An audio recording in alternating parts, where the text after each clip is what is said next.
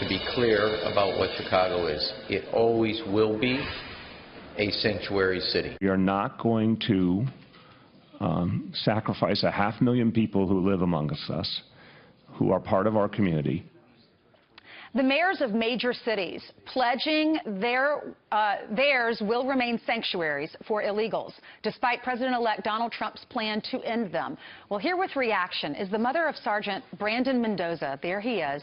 He was an Arizona officer, and he was killed by an illegal immigrant driving the wrong way down the highway and was drunk at the time and killed her son. Joining us now is Marianne Mendoza. Good morning, Marianne. Thank you for joining us.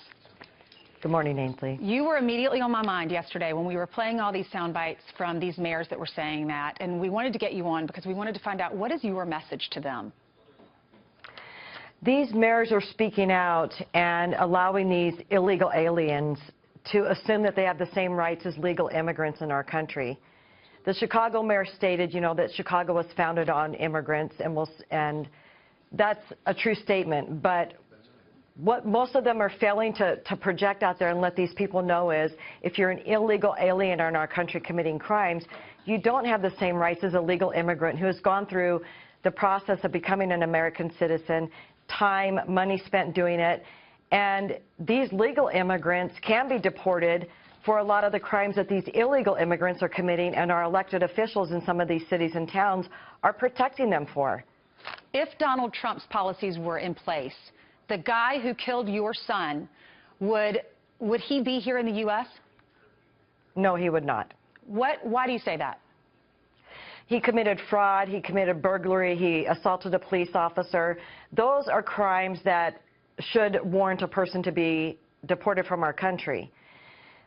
There's so many things that, rapes, murders, all of these things. And these elected officials, for the life of me, I don't understand why the residents in these cities don't understand that they're protecting them. They commit crimes. They don't get a hold of our federal officials to come and get them and deport them. It's federal immigration laws. And, where do you draw the line of what's right and what's wrong in this country? When is it going to be important to our politicians that Americans come first?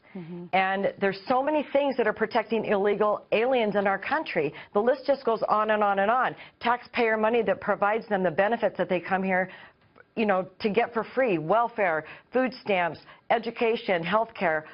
All of these things are coming out of our pockets, and people wonder why our taxes have gone up over the years. And a lot of these mayors try and claim that these sanctuary cities do not have higher crime rates. When you look at a chart of sanctuary cities and crime rates, whether they've risen or gone down, they fail to mention some of them that crime has increased over 600% in some of these sanctuary cities. They only want to focus on the ones that have lessened. And a lot of times those illegal aliens have moved out of those those cities, and the population isn't as great in there. You bring up a good point. The illegals have more rights than the citizens. Thank you so much, Marianne, for being here this morning. We're sorry again for your loss. Thank you.